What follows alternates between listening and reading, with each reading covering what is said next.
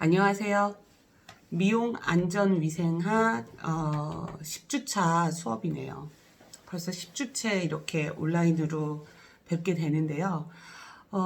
사실은 제가 저번 주에 학교로부터 공지받았던 내용대로 지난주에 말씀을 드렸던 부분이 있는데 11주차에는 여러분을 만날 수 있을 거라 생각을 했거든요. 대면 수업이 이루어질 수 있다라고 전달을 받았었는데 오늘 저희가 그 전달받은 다른 또 공지는 11주차 역시도 온라인으로 뵈야 될 것 같고 위탁 수업 같은 경우는 계속 온라인으로 진행이 될 예정이라고 합니다. 다음 주에 뵙는 줄 알고 굉장히 궁금하고 그랬었는데 여러분들이 되게 궁금하거든요, 저는. 그래서 그랬었는데 안타깝게도 그런 공지를 제가 받았고요. 그래서 아쉬움이 굉장히 많습니다. 그렇더라도 궁금하신 내용이 있다거나 추가적으로 더 알고 싶은 내용이 있으신 분들은 언제든지 문자 남겨주시면 되고요. 그 포탈에다가 문자 남겨주셔도 되고 아니면 제 개인 연락처는 강의계획서에 나와 있으니까 그쪽으로 연락을 주시면 좋겠습니다. 이번 주에 미용안전위생학 그 10주차 수업은요, 역학으로 진행이 되는데요. 역학 수업인데 여러분들이 아마 지금 전염병 때문에 역학이라는 단어, 역학이라는 이야기 이런 것들은 뉴스를 통해서 굉장히 많이 접해 보셨을 거라고 생각이 됩니다. 그래서 이 역학이라는 게 어떠한 이유 때문에 전염병이 시작이 된 건지를 역으로 따져보는 학문입니다. 근데 지금 역학 1차 감염, 2차 감염, 3차 감염 이런 또 4차까지도 이야기를 하고 있는 이 시점에 역학을 다시 다루게 돼서 상세히 알 수 있어서 좋기도 한데 이게 현실적으로 이루어지고 있는 일이라서 안타깝기도 합니다. 역학 목차 보시면요.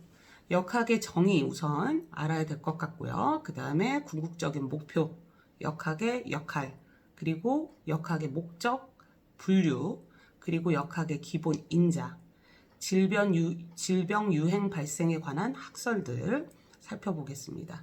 그리고 역학적 연구 방법에 대해서 여러 가지 방법들이 있거든요.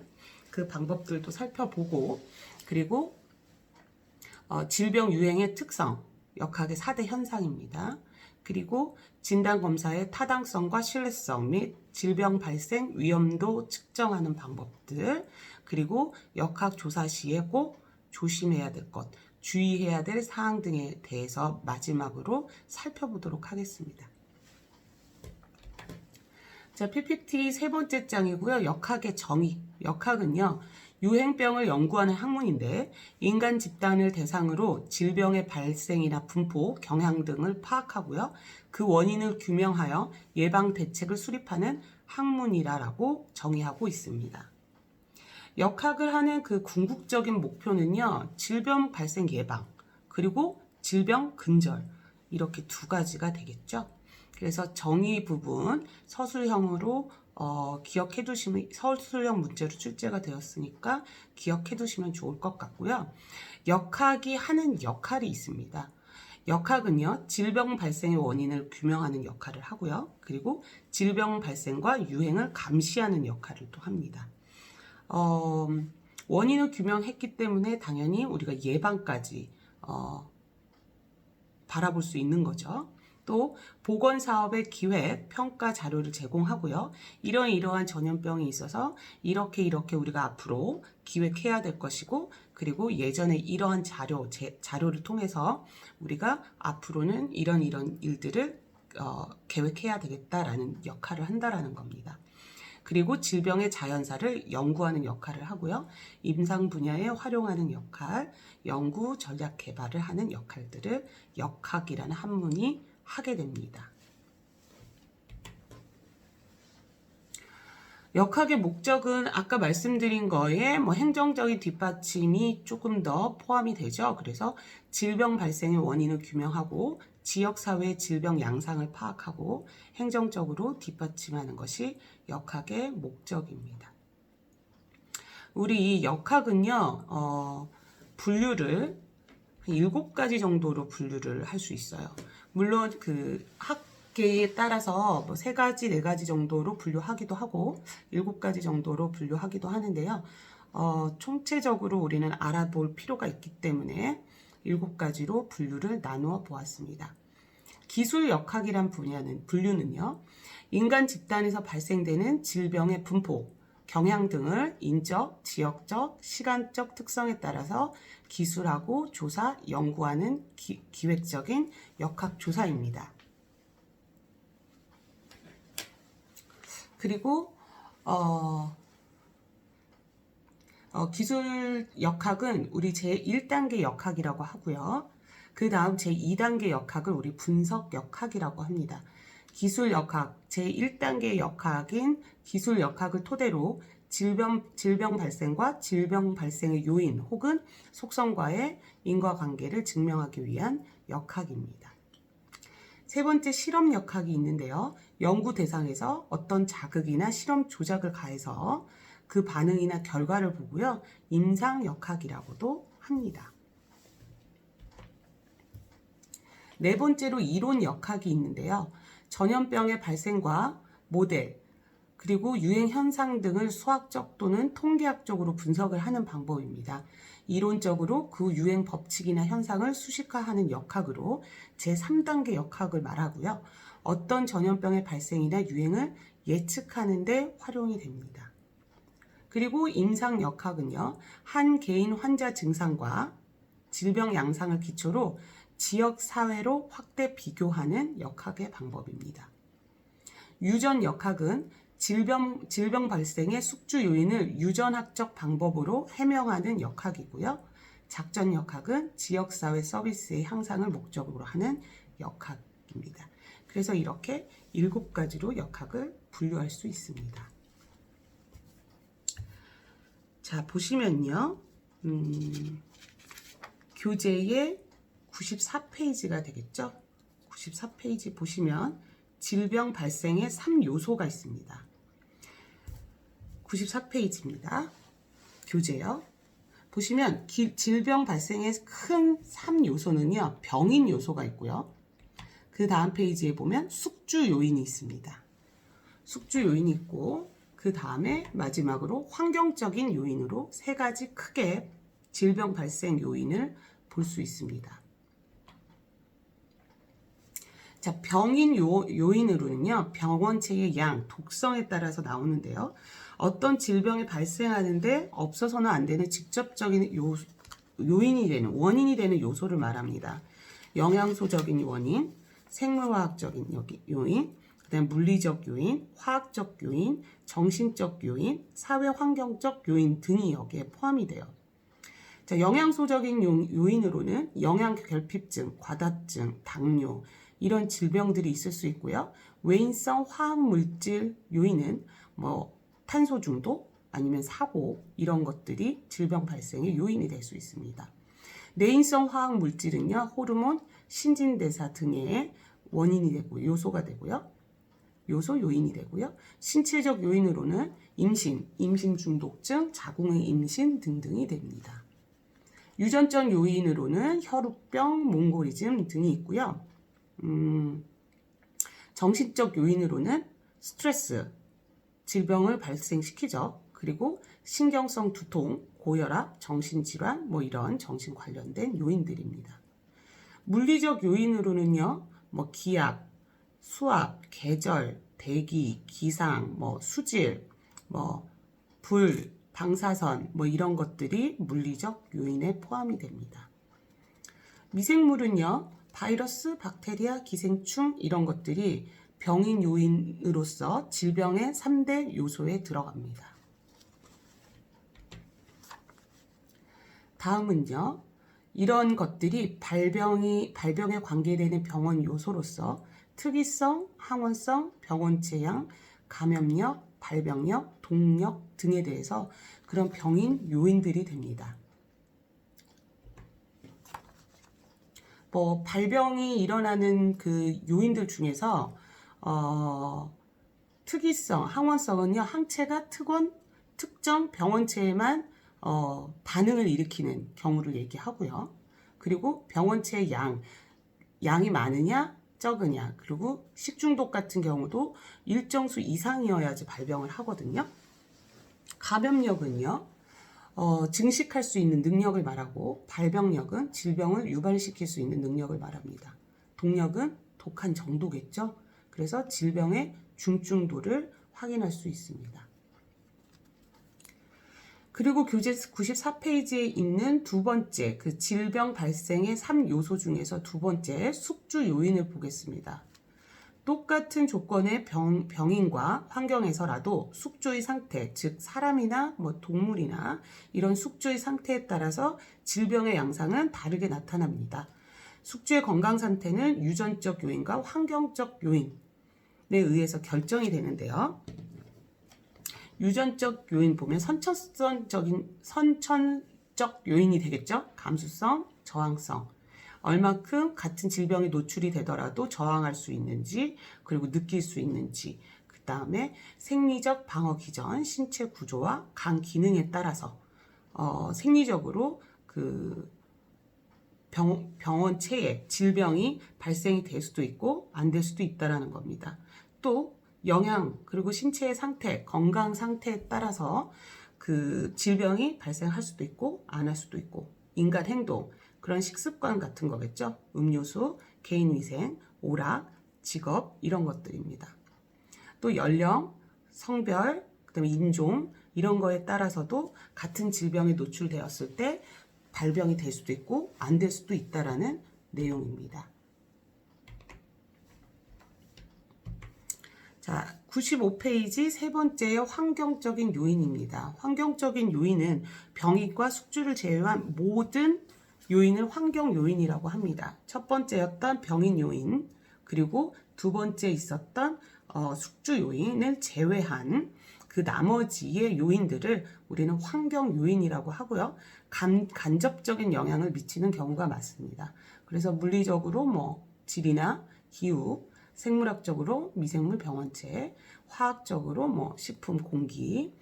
그래서 이런 것들을 평행 이론으로 말하는 학자가 있습니다. 살펴보시면 될 것 같고요. PPT를요.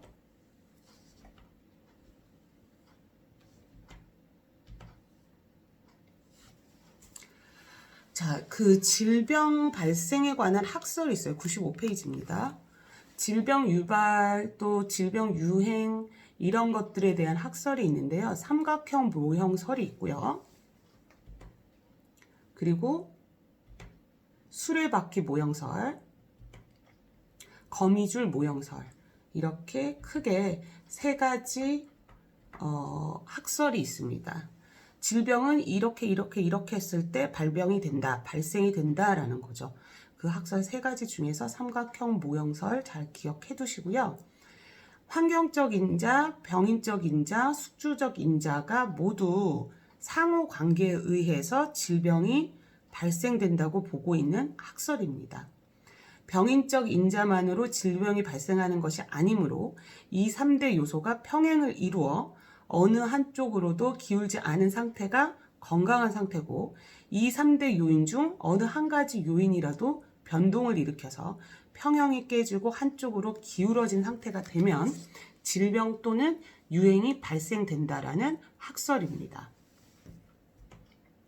예를 들어서 고혈압, 당뇨병, 관상동맥경화증 등 성인병의 발생 원인은 3대 요인 중 숙주인자가 가장 중요한 작용인자지만 병인적 인자나 환경적 인자도 질병 발생 요인이 될 수 있다라는 겁니다.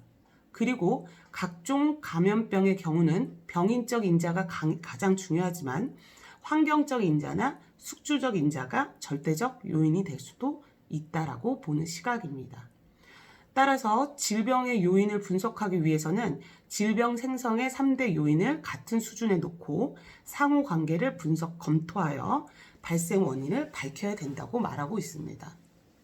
삼각형 모형설은 감염병 발생과 잘 맞는 장점이 있는 반면에 유전적 소인이 있는 비감염성 질환이나 선천성 질환 등의 발생을 설명하기에는 한계가 있습니다.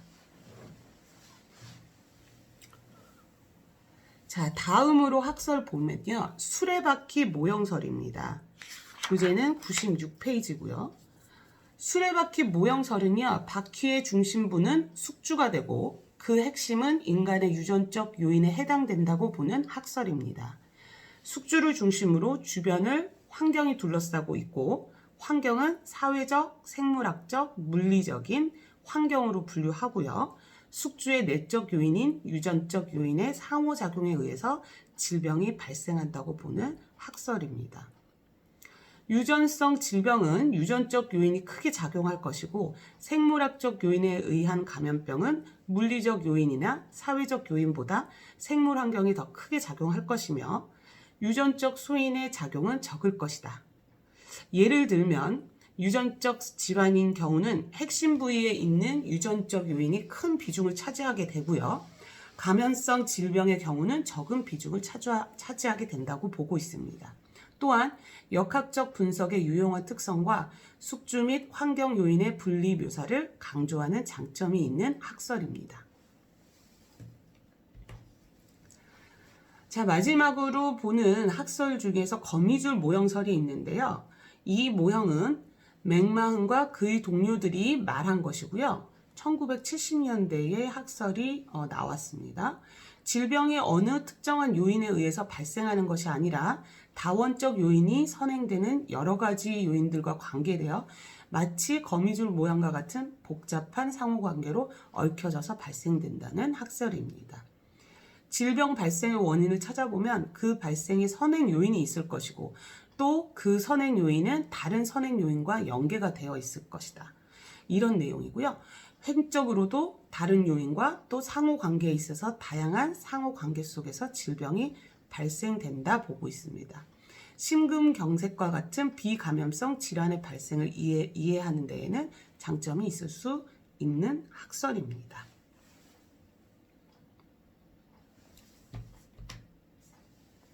자, 이제 우리가 볼 것은 역학적 연구 방법입니다.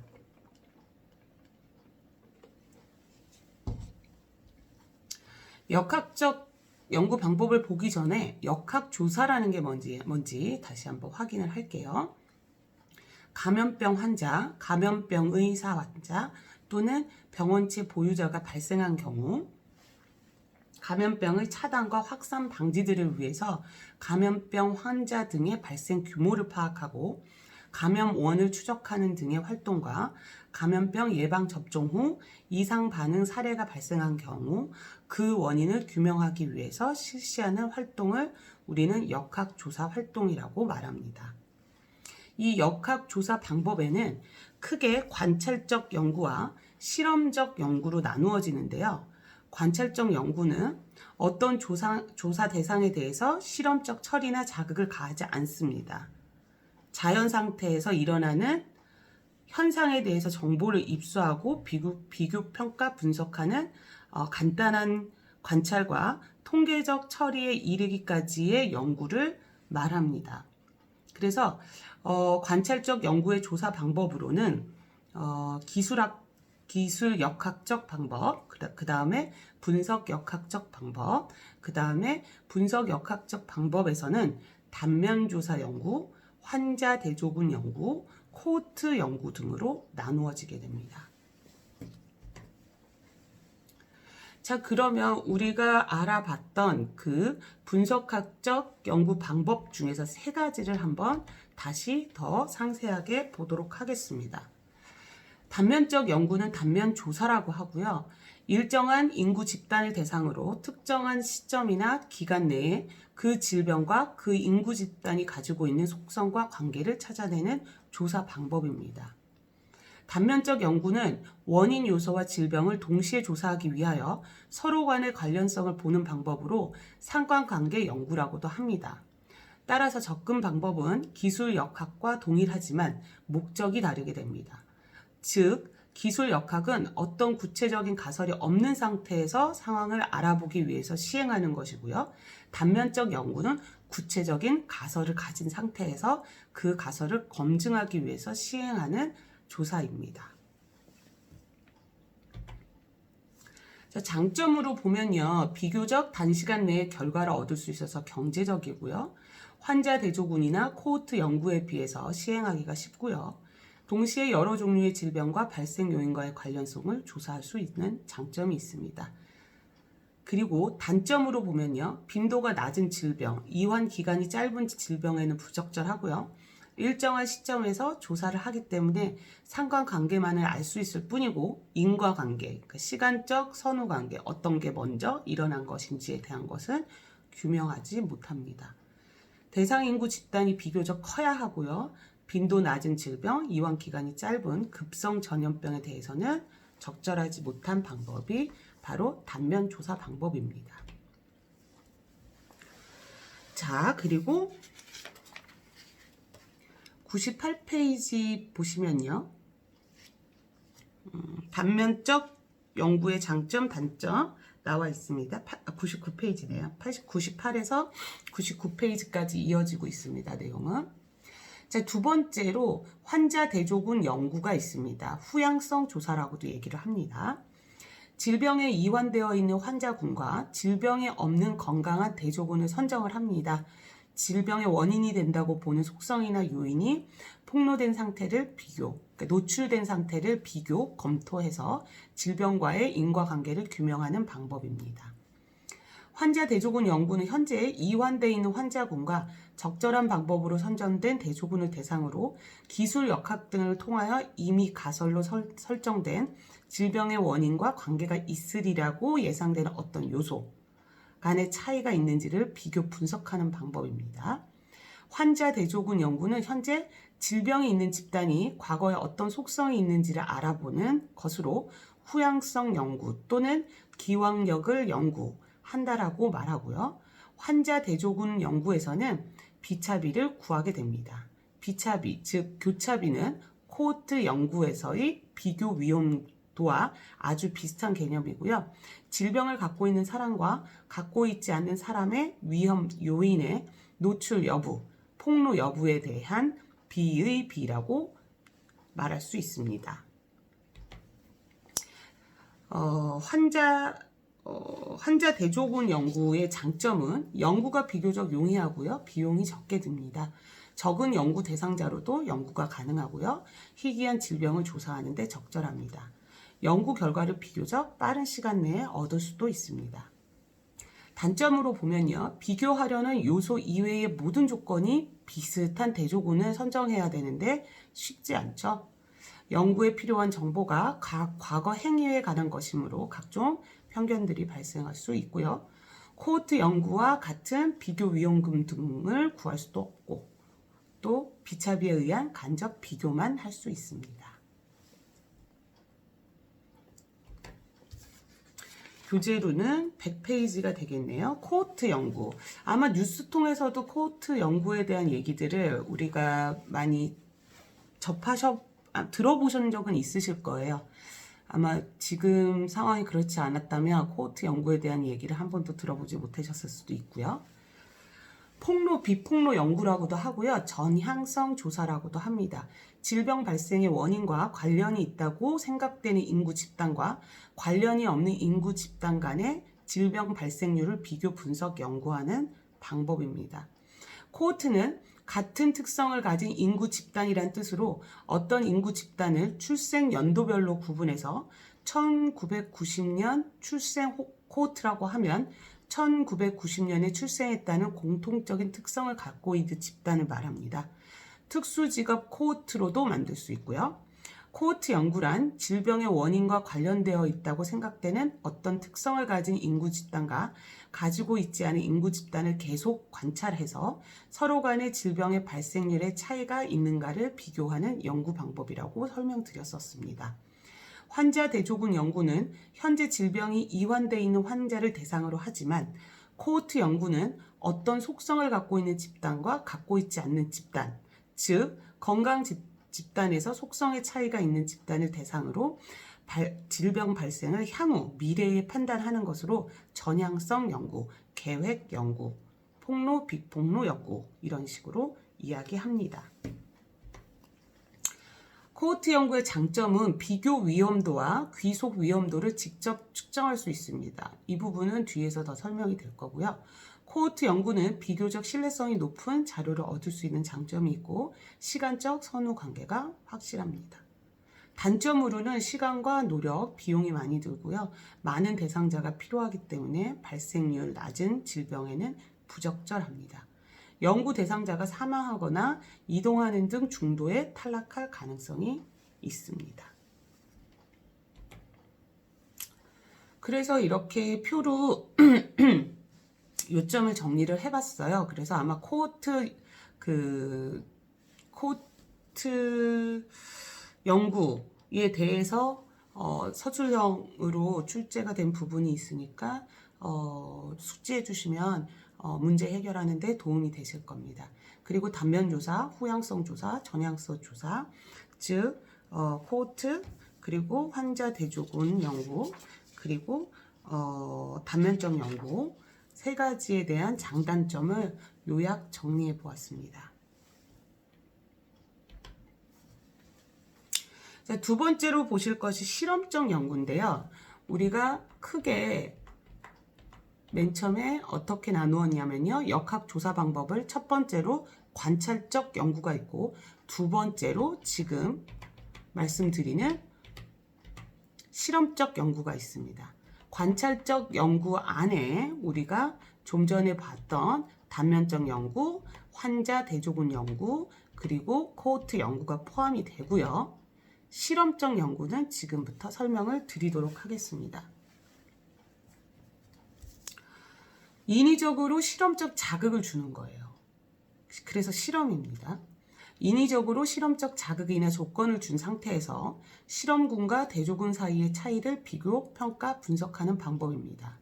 인간 집단을 대상으로 하는 실험이기 때문에 화학적 요법에 의한 투약 효과 판정이나 예방 접종 결과가 비처리군에 비해 어떤 효과가 있는지 등을 조사하는 아주 제한적인 방법만 활용이 됩니다. 왜냐하면 인간 집단을 직접적으로 여러 가지 화학적인 실험을 할 수는 없기 때문입니다. 실험은 실험자가 실험 대상 또는 실험 과정을 계획적으로 통제 및 조작을 하고요. 그 조작이 원인이 되어 시험 대상에 어떤 반응이 나타나는가를 주의 깊게 관찰하는 것을 말합니다. 따라서 실험 역학은 실험적 방법을 사용하여 질병 발생의 원인을 규명하는 역학이고요. 실험은 인과관계에 대해 정확하고 결정적인 정보를 주지만 사람을 대상으로 하는 역학에서는 윤리적인 이유 때문에 적용할 수 없는 경우가 굉장히 많습니다. 사람에 대한 실험은 먼저 동물 실험을 통해 효과가 입증되고 부작용이 없는 경우에 하나에서 사람에게 실시를 합니다. 실험 역학은 실험실 실험, 임상 실험, 지역사회 예방 사업 효과 측정 실험 이렇게 나눠지게 됩니다. 자, 실험실 실험은요, 역학에서 거의 사용하지 않는 방법입니다. 그리고 임상 실험은 우리가 많이 접해 보셨을 거예요.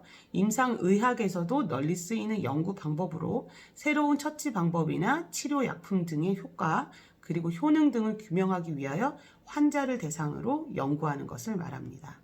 실험 역학에서 가장 많이 사용하는 방법이죠. 그리고 지역사회 예방사업 효과 측정 실험이라는 것은 위험 요소를 제거하거나 또는 생활 태도를 변화시켜 대상 질병이 감소되는지를 지역적으로 규명하는 집단을 대상으로 하는 그런 실험입니다. 그래서 101페이지를 보시면 나오는데요. 보시면 가설적인 요인을 주거나 제거한 후 나타난 결과로 질병의 유무를 관찰하는 방법이 바로 실험 역학이고요. 예방 접종 그리고 새로운 치료제 이럴 때 사용되는, 그래서 백신의 효과 측정, 새로운 치료 약품, 처치 방법 이런 것들에 대한 효과 효능을 규명하기 위해서 입원 환자한테 하는 방법이다 라고 말씀드렸습니다. 자, 그리고 질병의 유행 특성이 있습니다. 교재로 보시면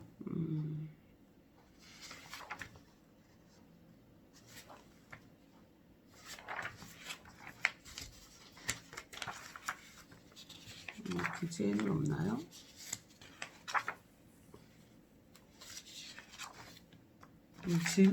교재에는 없는 것 같습니다.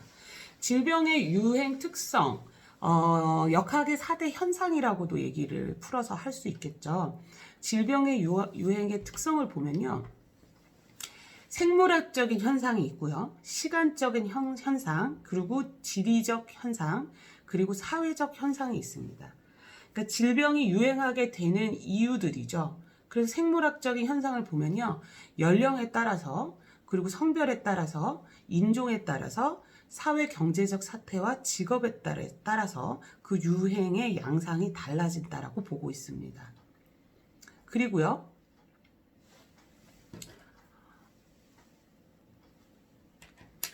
보시게 되면 102쪽에서 103페이지까지의 이론 역학 내용입니다. 그래서 연령에 따라서 또 성별, 인종, 사회적인 사태, 직업 이런 거에 따라서 유행하는 그런 양상이 다르게 보인다라는 겁니다. 그리고 또 시간적으로 그 유행의 특성이 보이게 되는데요. 첫 번째로 추세의 변화. 추세의 변화는 장기적인 변화를 얘기하고요. 그 수십 년을 한 주기로 유행이 반복되는 현상입니다. 그래서 장기적인 변화로 보고 있습니다. 예를 들면 장티푸스, 뭐 10년에서 30년, 디프테리아, 뭐 10년에서 24년 사이 이런 식으로 수십 년을 주기로 발생하는 장기적인 변화가 있고요. 또 주기적인 순환 변화가 있습니다. 시간적 현상에 포함이 되는 내용인데요. 순환 변화는요, 수년이나 또는 단기간, 예를 들어서 3년, 4년, 뭐 2년, 3년마다 이렇게 주기적으로, 단기적으로 질병이 유행되는 형태를 말하고요.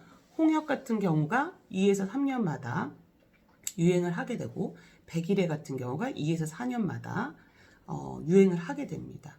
그리고 또 계절적인 변화 때문에 질병의 유행의 그 양상이 달라지는데요. 하계, 그 여름 지역에는요, 소화기계 쪽이 많이 발생하게 되고요. 동계에는 호흡기 쪽, 감기, 뭐 이런 거겠죠. 이런 것들이 겨울에 많이 발생을 하게 됩니다. 또 갑자기 불규칙적으로 돌연적으로 돌발적으로 유행하는 경우가 있는데요. 이런 것들은 예를 들어서 콜레라 같은 것들, 외래 감염으로 외래 전염병이 국내 침입이 되고 이러면서 불규칙적으로 유행이 되게 됩니다. 이런 추세 변화, 주기적 변화, 계절적 변화, 불규칙적인 변화들은 질병 유행의 특성 중에서 시간적 현상에 포함이 됩니다. 그리고 또 그 질병이 예를 들어 아프리카에는 있는데 우리나라에는 없는 경우들이 있잖아요. 이런 것들을 우리 지리적 현상에 의한 유행 특성이라고 얘기를 하는데요. 열대 지역과 한대 지역의 감염성의 그 유행 특성이 다르죠. 추운 지역에서 유행하는 질병들, 그 다음 더운 지역에서 유행하는 질병들이 다르다라는 내용입니다. 또 지리적 경계 때문에 질병의 유행이 달라지게 되는데, 이런 경우는 산맥에 거주할 경우에 생기는 경우, 또 뭐 사막에 거주할 때, 또 바다 근처에 거주할 때 그렇게 그런 지리적으로 노출된 경우에 발생하는 질병들도 있다라는 겁니다. 또 각 지역 국민의 유전적, 예를 들어 뭐 유전적으로 어느 나라에만 대체적으로 키가 작다거나 키가 크다거나 이런 식으로 유전적에 의해서 키가 크기 때문에 생기는 질병들, 키가 작기 때문에 생기는 질병들, 뭐 이런 것들이 있을 수 있고요. 또 사회적 관습, 예를 들어 뭐 이런 거 있겠죠. 신발을 벗고 안 벗고, 손을 잘 씻고 안 씻고, 그 일회용을 많이 사용하는 경우, 아니면 설거지를 할 때 어떻게 이런 관습들이 있지 않습니까? 이런 위생과 관련된 것들 때문에 오는 그런 질병들도 있을 수 있고요. 경제 활동 상황, 그리고 의료시설을 얼마큼 잘 활용할 수 있는지, 또 그 혜택이 어떻게 되는지. 그러니까 의료 그 시스템이 잘 된 나라들은 아무래도 질병에 노출되었을 때 빨리 우리가 회복할 수 있다라는 거죠. 또 교통수단 역시도 어떤 교통수단을 이용을 하는지에 따라서 질병 유행의 특성을 보여줄 수 있겠습니다. 마지막으로 사회적 현상을 보면요. 인구 밀도가 높을수록 질병의 노출이 좀 쉽게 되고요. 어떤 직업을 가지고 있는지, 어떤 문화를 가지고 있는지, 거주 형태는 어떤지, 물 위에 집을 짓는 그런 민족들, 그런 나라들, 그런 경우에는 아무래도 수인성에 관련된 전염병, 질병에 노출되기가 조금 더 쉽겠죠. 그래서 이런 것들에 대한 역학의 4대 현상에 대해서 우리가 한번 살펴봤습니다. 자, 보시면 진 검사의 타당성과 신뢰성 및 질병 발생 위험도 측정입니다. 자, 질병자를 가려내기 위해서 적용하는 진단검사법에는 여러 가지가 있습니다. 질병자와 건강자를 명확하게 구분할 수는 없지만 건강한 사람에게서 검사 결과가 양성으로 나오기도 하고, 이걸 위양성이라고 해요. 질병자에게서 검사 결과가 정상으로 나오기도 합니다. 아픈데 아프지 않게 나오기도 하고, 안 아픈데 아프다고 나올 수도 있어서 진단검사 방법에 대해서 우리가 좀 신중할 필요가 있습니다. 또한 검사 결과가 양성인 사람들 중 질병 수 또는 음성인 사람들 중 건강자 수의 율을 그 검사법의 예측도라고 하고요. 예측을 하는 거지 100% 확신은 우리가 못하죠. 그래서 우리 지금 전염병 역학 조사하면서 우리 질병 검사할 때 음성으로 나왔는데 양성으로 나중에 다시 재검했을 때 양성으로 나온 경우들이 있죠. 그래서 그 예측도에 대해서 설명드렸고요. 이상적인 검사 방법은 질병자를 양성으로 검출하는 민감도와 건강자를 음성으로 검출하는 특이도를 모두 갖춘 방법이 이상적인 검사법이 되겠습니다.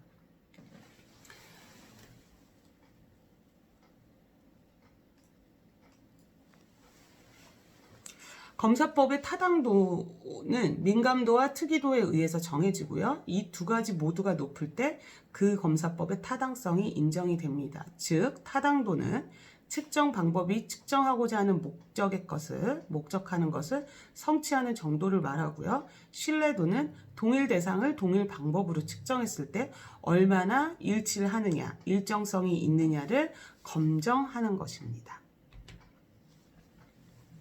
보시면요. 진단검사법의 성질과 상호관계, 이 표 정도는 조금 알고 계시면 좋을 것 같습니다. 교재에 보시면 104페이지에 있고요. 진단검사법 중에서도 감수성과 민감도를 검사하는 방법, 조금 더 PPT가 자세하게 교재보다 나와 있습니다. 교재보다 자세하게 나와 있습니다. 진단검사 측정법 중에서 감수성과 민감도, 즉 실제 병이 있는 사람을 어떤 진단검사법으로 검사한 후에 병이 있다고 판단할 수 있는 능력 또는 probability라고 얘기를 합니다. 그래서 보시면 양성, 그 다음에 음성을 더하고요. 그것을 양성으로 나누어 주게 됩니다. 양성을 음성 더하기 양성으로 나누어 주는 거죠. 그리고 특이성, 특이도 같은 경우는 그 진단법으로 검사한 후에 어떠한 진단법이겠죠? 검사한 후에 병이 없는 사람을 병이 없다고 판정할 수 있는 능력 또는 확률을 우리가 특이성이라고 합니다. 그리고 예측도는요, 진단 결과의 정확성을 설명해 주는 것으로 어떠한 진단 검사법으로 양성이라고 판정된 사람 중에서 정말 양성일 확률, 즉 예측, 양성 예측할 수 있는 것을 예측도라고 합니다. 양성 예측도는 이렇게 계산을 하고요. 음성 예측도는 이렇게 계산을 합니다. 우리가 지금 위생학 부분에 있어서 미용에 관련된 것이기 때문에 구체적으로 계산하는 방법까지는 아실 필요는 없지만 이런 식으로 이런 방법으로 계산을 해서 우리가 예측을 하거나 특이 정도를 파악하거나 한다는 그 정도는 아시면 좋고요. 우리가 진단검사 측정 중에서 바라봐야 되는 거, 측정했을 때 어떻게 보고 있는지, 감수성 민감도, 특이성 특이도, 예측도, 그 뒤에 나오는 위양성, 위음성,